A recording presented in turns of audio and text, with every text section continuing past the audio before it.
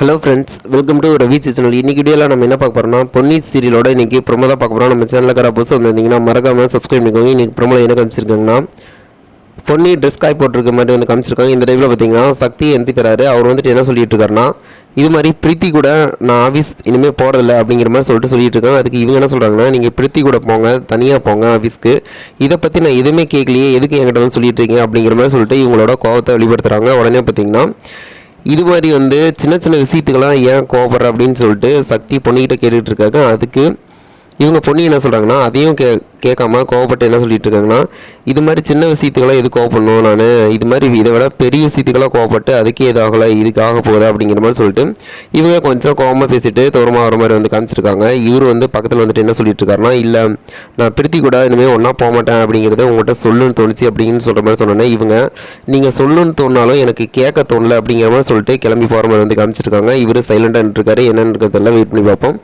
இதுபோல் வீடியோ என்ன மறக்காமல் சப்ஸ்கிரைப் பண்ணுங்கள் ஃப்ரெண்ட்ஸ். நம்முடைய வீடியோஸை லைக் பண்ணி கமெண்ட் பண்ணி ஷேர் பண்ணுங்கள்.